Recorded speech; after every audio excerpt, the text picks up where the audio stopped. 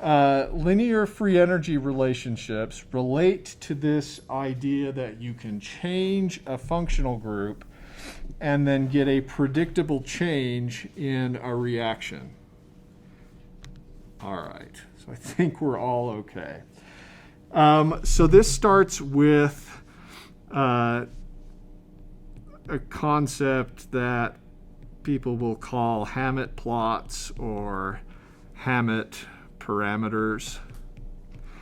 And the idea here is that you choose a reference reaction. In the case of Hammett, the reference reaction is benzoic acid ionization. Actually, we'll call this just acid-base chemistry with benzoic acid.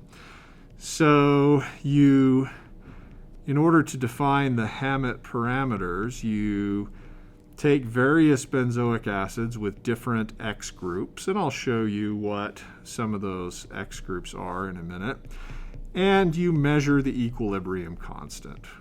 All right? And then for each equilibrium constant you measure, you compare it to the situation. The reference state will be the situation where X is just a proton. So you measure the equilibrium constant when you've got some substituent X. You divide that by the equilibrium constant when the substituent is just a proton. And then that ratio, if you take the log of that ratio, you get a number, which we're going to call the sigma, or you get a parameter that's often called sigma or the Hammett parameter. And if you remember the equation, let's see, delta G equals minus RT ln K, you have the idea that whenever you take the log of an equilibrium constant, you've converted it into something that should be sort of like free energy and should be additive. All right? And this is important. This is actually why the linear free energy relationships work. So, because this series of Hammett parameters came from para substitution relative to the benzoic acid, these parameters are sometimes called sigma para. And we'll just write a few of them down so you can get a sense for what they mean.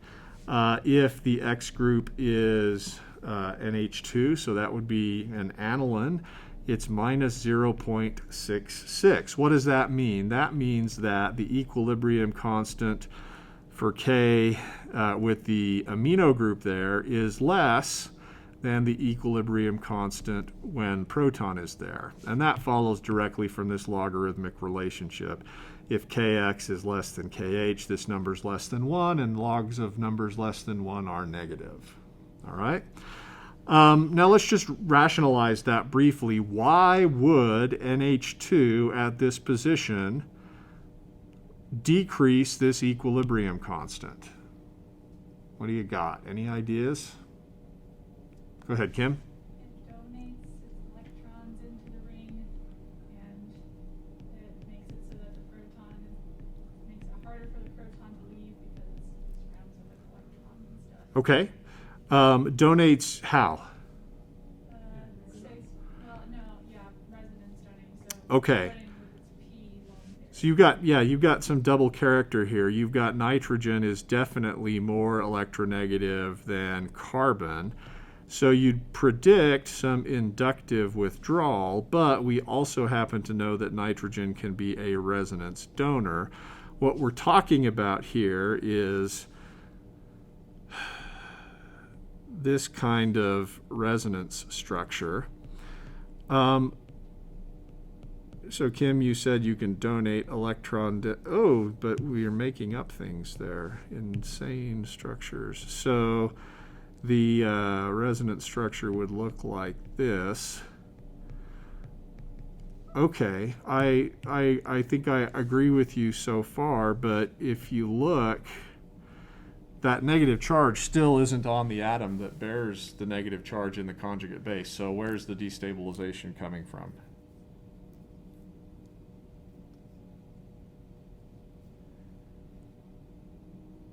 well, okay, fine, it's not on the atom that has the negative charge, but it's close, right? And at the para position, maybe you're far enough away that if your group has resonance donating capability, that tends to matter more than inductive withdrawal. All right? Okay. So let's think about some other groups. Hydroxy and methoxy are probably on your mind. They also have negative para-Hammett parameters. And in general, we're going to let negative sigma values generally refer to electron donating groups. And you can think of these values as talking about how good they are at donating electrons. Let's keep going with things we typically think of as electron donating. The T-butyl group, not quite so much. It's an inductive donor, and it's pretty far from the benzoic acid, so not as big of an effect. If it's methyl, the effect is basically indistinguishable. Here's one I found interesting because I used to get questions about this in 352 when we were talking about electrophilic aromatic substitution. What if I put the nitrogen of an aniline tied up in a amide? The ketone's not directly connected to the ring, but the nitrogen is, but you now have this carbonyl group that can withdraw electron density away from the nitrogen, maybe making it less of a good donor, and in fact that's what we observe. In terms of Hammett parameters, that thing's just like it was a proton. Yeah? I can't remember the exact example we were using, but it seems like a while ago we were talking about electron density maps when we were talking about a methyl substitution versus a hydroxyl substitution and how they basically Oh, we were looking at electrostatic potential maps? Yeah, Uh-huh. and they were like essentially the same, and you concluded that like, do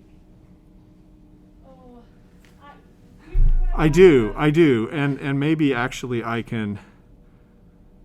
don't know why Owl City is in my pictures. I think, and F2, okay, I do know why. F1 cars and the Owl City singer, these are Jack's interests, so he had my iPad this weekend, I guess. Okay, so we'll do maybe those. All right, so here's some electrostatic potential maps, and I think this is an important point. Hold on, why? Kim, your question is if you compare. Because we like did there was like some experimental something or other, and it basically showed that the hydroxyl group isn't as donating as we were looking at cation pi interactions. That's right, Yeah, so here is the phenol and here is the aniline. We're going to insert those two. There's the phenol and there's the aniline. Yeah, so if you look relative to a benzene ring, and I'm not actually sure these are all contoured at the same electron density, but it looks like benzene versus phenol, there's not a big difference in the electrostatic potential of that ring, right?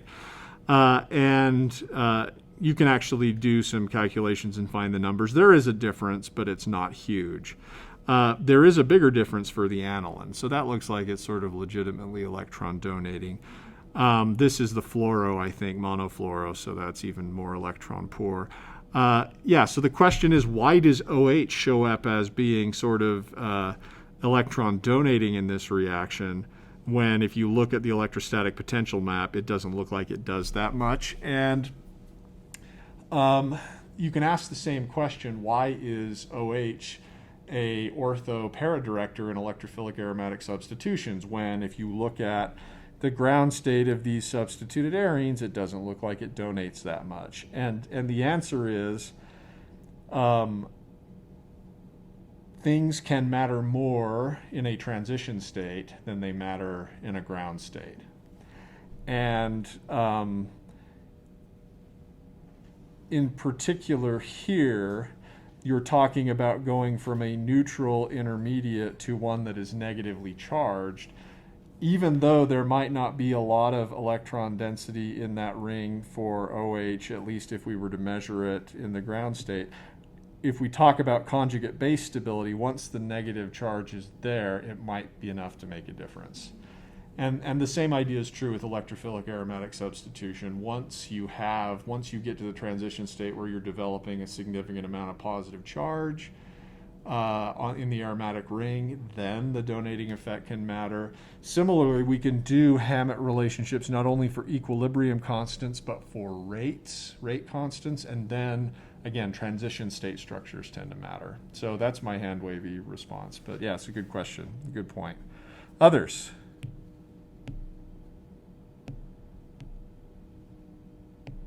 All right. Let's see. So on the withdrawing side, you've got some familiar players. Actually, at the para position, another benzene ring is moderately withdrawing. If you go with a ketone, you get more withdrawing. Now, if Kx is greater than Kh, sigma is positive, and that means the reaction. That means that you've made the reaction more favorable. So withdrawing groups tend to make it more favorable. I'm not going to repeat everything that's in the table. This is table 8.2, and you can go look at it. And there are even larger tables published of Hammett parameters, but this gives you an idea of sort of what you can expect. And the idea behind why nitro makes the reaction much more favorable is you ought to be able to draw a resonance structure sort of like this, only with the nitro group, and you put a positive charge on the carbon that's adjacent to the carboxylate. Okay? Yeah. These transfer pretty well. I mean, the trend seems to hold with aromatic substitution. So is this also kind of like the same order that we would expect for those kinds of reactions? You know, I think so. I think if you were to go back and look, I can see it in my mind's eye now in the old Smith text, and there's a table of sort of donating ability, and I think this tracks pretty well with that. Do they do any with like halogens? Yes. That's kind of fun. So, I guess we'll delete that because who cares? So if you want a quick look at the halogen series, I'm sorry, it looks like the halogen series should come a little bit after the benzene ring. So iodo, chloro, probably the order you would expect, bromo, chloro, and then fluoro, in order of increasing electronegativity. These are increasingly better withdrawing groups. Only with fluoro now, you go back to being a little bit less. Why do you suppose that is? Can you think of a good reason? We consider it resonance withdrawing, but sigma donating. Right. This is definitely an inductive withdrawer, but also a resonance donor. It's so small and electronegative that maybe it's really crappy at donating resonance. Well, but does that agree with the trend? The higher the sigma value, that means the better a withdrawer it is. Right. So the lower number for fluorine versus chlorine would suggest that even though it's more electronegative, its donating capability is starting to matter. So just like you saw in electrophilic aromatic substitution, with this particular Hammett reference reaction, you got two things at play here, and it's sometimes difficult to tease them out. So one of the things that's done is, instead of just doing the reaction with para-substituted benzoic acids, you can do the reaction with meta-substituted benzoic acids and measure the same sorts of equilibrium constants, and then this comparison is kind of informative. So maybe I'll just highlight a few key cases, and then if there's anything else that you'd be interested in knowing, we can talk about that too. For the aniline at the meta position, it gets crazy less electron donating. All right. And the reason for that is presumably that first, the electronegative nitrogen is closer to the benzoic acid, and second, that electronegative nitrogen cannot donate its electron density to the carbon that's adjacent to the benzoic acid. So the donating effect matters a whole lot less. It's not nothing, and it's tough to tease it out completely, but that's the rationale for why the sigma meta parameter for aniline is so much smaller than for the para parameter. We see a similar thing with, Do they do ortho? They don't do ortho. They could. They don't do ortho in part because then you have to worry about sterics because it's close. Yeah. For OH, the meta parameter is even higher. Now that's basically an electron withdrawing group. Why should that be more electron withdrawing than aniline? More electronegative, right? Yeah. And so that seems to be the dominating factor. Let's see what would be useful. Let's look at the halides just briefly because this can sort of get at the details of what we were talking about. There's actually at the meta position way less variation among the halides. They're all sort of similarly withdrawing, and I'm not sure I can rationalize that simply on the basis of electronegativity because iodide is not very electronegative at all. This may have to do with iodide's larger polarizability that allows it to distort its electron density in whichever way would be useful for the molecule at the time. But particularly the change from sigma para to sigma meta for fluoro. Here for fluoro, you're seeing more of the impact of fluoro as the electron withdrawing group and less of it as a donating group via resonance. All right. So, great. So now we understand benzoic acid substitutions. Big deal. The point is that we can use these parameters for these substituents almost like independent variables to study other reactions, because our reference reaction involves an increase in negative charge in our molecule. So we take these parameters and these substituents, and then we go to explore a new reaction. And so let's suppose our new reaction is for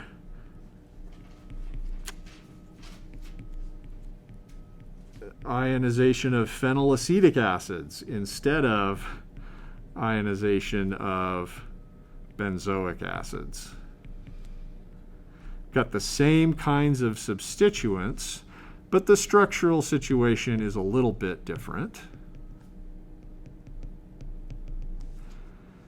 And I should point out, I'm sorry, that in this reaction you would be right to say, well, there's a buildup of negative charge and a positive charge, but there's a buildup of negative charge on the thing that's got the substituent, and that's what we're changing, so that's what we see. Okay, so suppose we do this reaction. We try a bunch of other substituents, Kx versus Kh. We measure these equilibrium constants, and then we plot them versus the sigma values. And these could be, we could do meta or para substitution here. Maybe we'll just use the X there, and we'll use the appropriate Hammett parameter. And then when we plot the log of the equilibrium constants versus the Hammett parameter, we find that it has a slope. And we're going to call that slope rho. And this is just the slope of the plot of this logarithm versus the Hammett parameter. If the slope equals 1, that's the same situation as it was for the benzoic acid. Yeah? Just to clarify, we're not calculating the Hammett parameters, we're using the same one. That's right. We're putting these parameters in. We're using those to describe our substituents. we're using them now as sort of basically independent variables.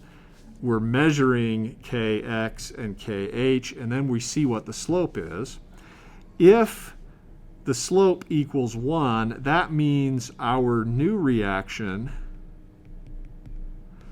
responds to substituents in the same way as the benzoic acid reaction.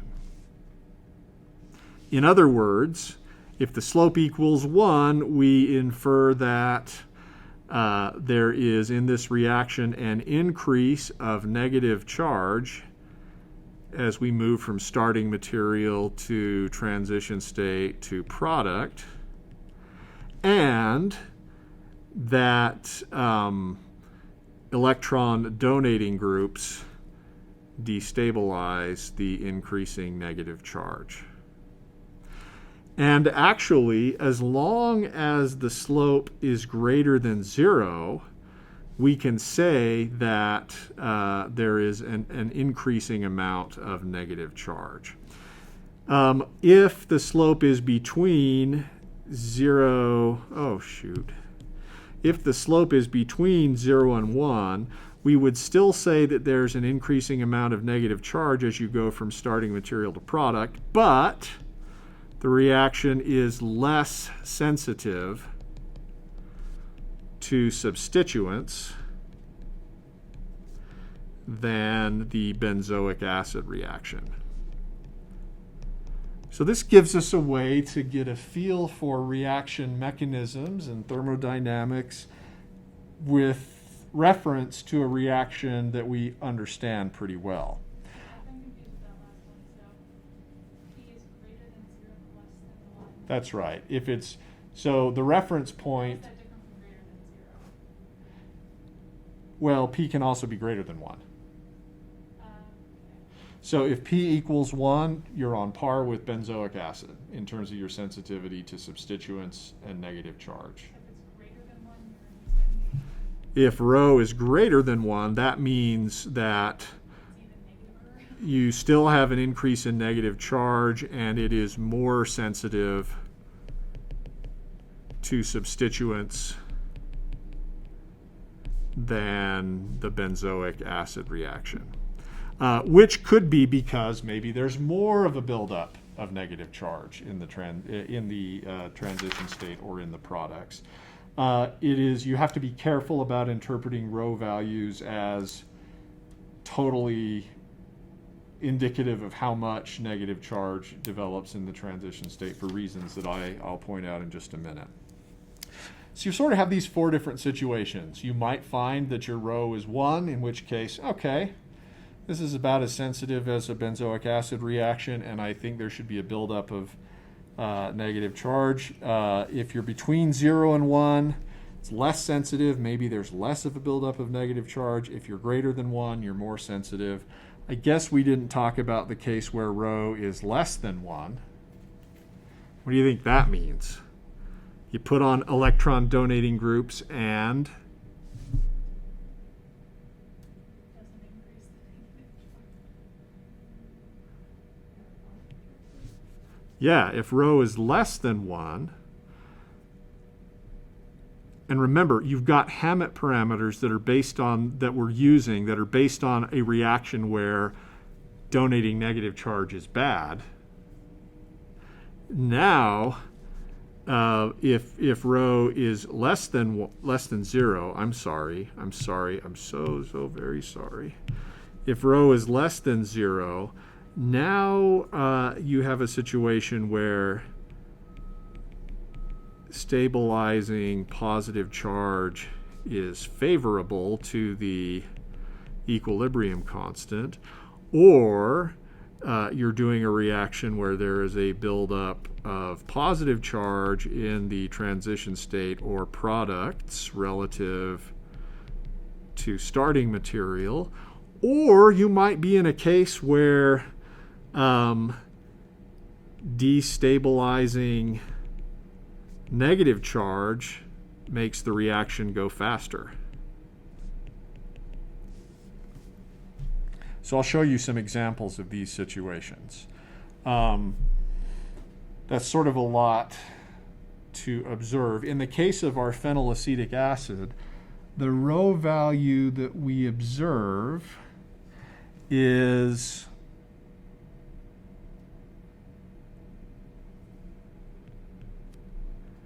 I would say like 0.2. So does that make sense for phenylacetic acid versus benzoic acid? A rho value of 0.2 means what? Negative charge buildup in the transition state, But less sensitive than benzoic acid. Okay. So buildup of negative charge in the transition state or product relative to starting materials? Sure. You got the negatively charged conjugate base. Why would it be less sensitive than benzoic acid to substituents? Simply further away, right? The atom that's going to, especially for the para resonance donating groups, the atom that could have a negative charge in a resonance structure is now an additional carbon away from the benzoic or from the carboxylic acid. So yeah, makes sense. And this is something we know anyway from a lot of other studies, that the farther away a substituent is, the less it matters. Yeah. Are Hammett parameters only used for acid-base chemistry reactions? What a great question, and I am delighted that you asked that question, Kim. Is that the only way? Is that the fullest the screen can be? That's too bad. So let me show you a couple of reactions that you can use that you can use Hammett parameters to study with. So methyl benzoate hydrolysis. Still dealing with the benzoate, so I agree it's kind of lame, but you do the reaction to hydrolyze the ester, and you end up with the carboxylate and methanol. Okay?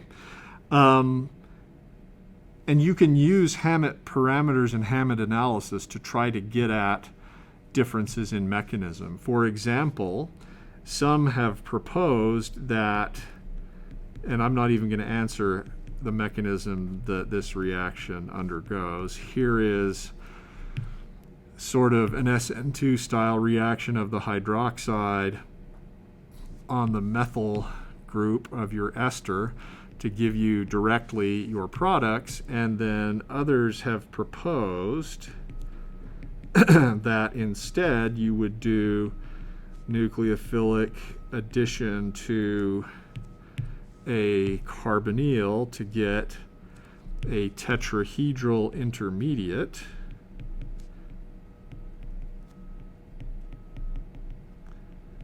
which would subsequently collapse to give you those products. In the case of SN2, this would be the rate determining step. This would be the rate determining step for attack of methyl benzoate. So if you measured the rate of these reactions versus proton, and you plot them versus the Hammett parameter, for the SN2 pathway, what do you predict for rho?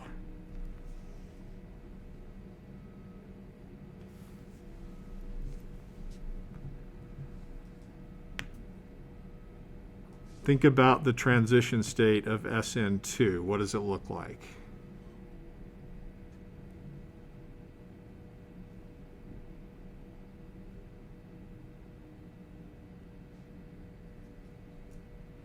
Yeah, go ahead, Dakota.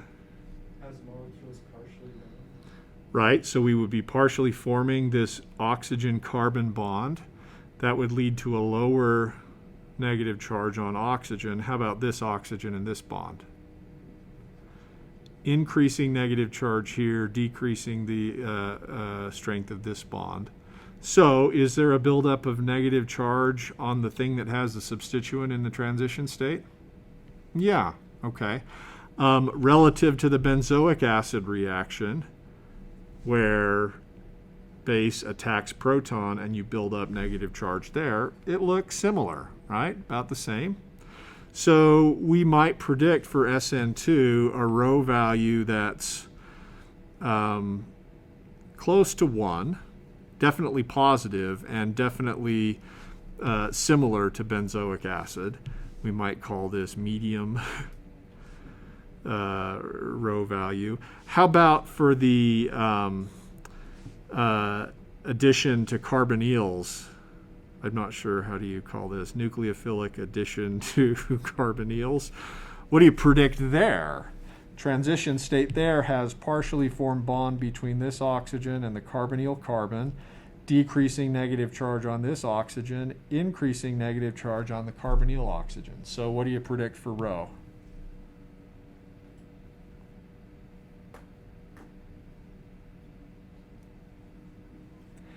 Still positive and maybe similar in magnitude, right? So Hammett analysis would not distinguish between these two mechanisms. They're two, and so you would have to use other methods. So the Hammett analysis is a tool to probe mechanism, but it may not tell you it may not be able to distinguish between two similar mechanisms that both involve buildup of positive charge. Now that's unsatisfying. Let's show you a situation where you might be able to distinguish between a couple of different mechanisms. So here is, and a lot of these are with benzene rings, I'm sorry. Can you do this without benzene rings? I don't know. There are certainly examples in the book, but I'm learning this stuff only slightly before you guys are. I did take this class years ago, but it's been a while. So what about substitution reactions for of this secondary alkyl halide? And we're just going to use ethanol, the solvent, as our nucleophile. You could imagine an SN1 type mechanism where in the transition state you have the bond with chlorine lengthening and decreasing. You're building up positive charge on the carbon. Okay, or you could imagine the SN2 pathway.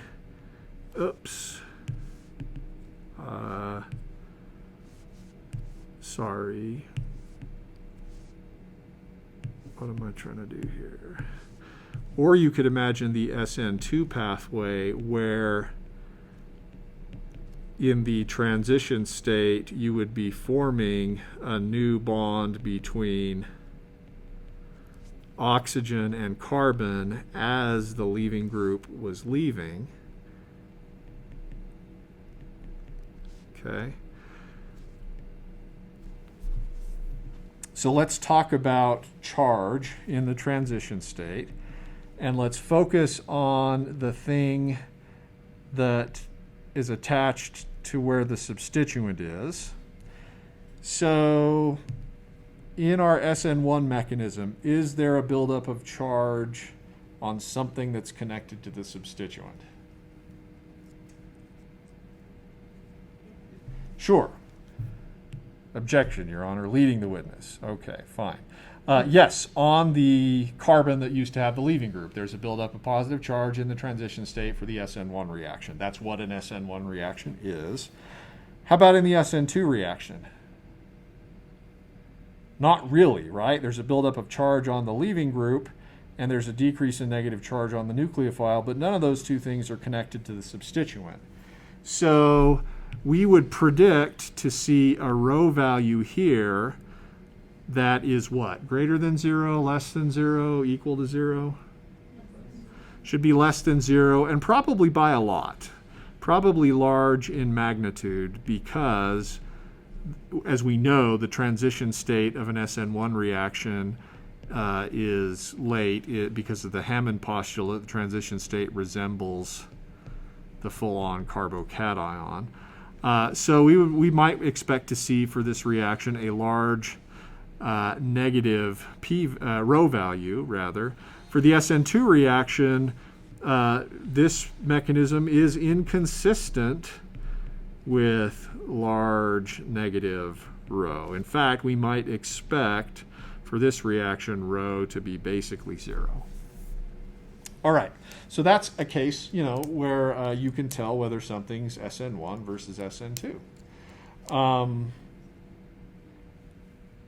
Another example I want to give you of a situation where you might have a negative p-value or a negative rho value even if there's no positive charge in the transition state is for the following reaction.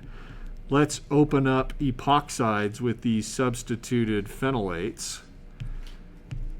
Here you've got the negatively charged oxygen attacking one of the carbons of the epoxide. In the transition state, we have partial positive here, partial negative there, partial negative there. But it's not like if anything, we're losing negative charge as the reaction proceeds, right? But it turns out if you measure the rho value for this reaction, the rho value here is negative and large. Okay? Now we've said before, when rho is less than 0, that could mean a buildup of positive charge in the reaction. So how is that consistent with what we're looking at? And remember, we're getting this by, in this case, comparing rate constants. Yeah, go ahead, Kim. Didn't you also say that destabilizing the negative charge accelerates the reaction, not leads to large? Boom, right? That's the easy explanation here. Put a donating group there, make the negative charge less stable, make the reaction go faster. Okay?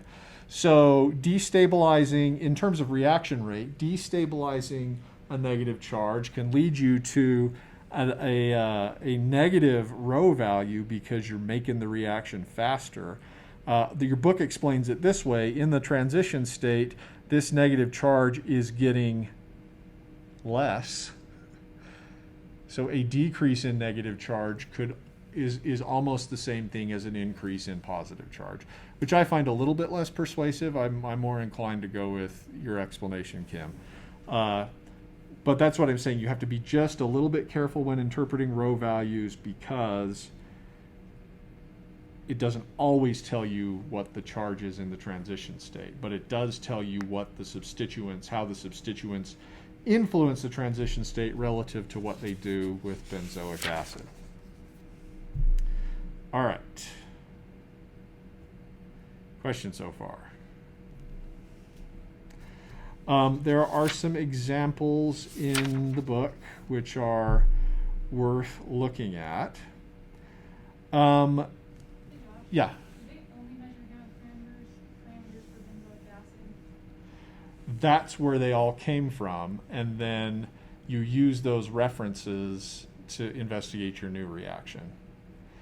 Now, Do they come up with parameters for other kinds of things? yes, they do. So as an example, we've talked about how sigma para versus sigma meta are different because of the push and pull between inductive effect versus resonance effect. And realizing the fact that it's not purely resonance for the benzoic acids because this group is not directly conjugated with the benzoic acid, or rather you can't move this negative charge on the benzoic acid out onto that substituent. So there are a few other sigma type scales that have been developed. One is for deprotonation of para-substituted phenols.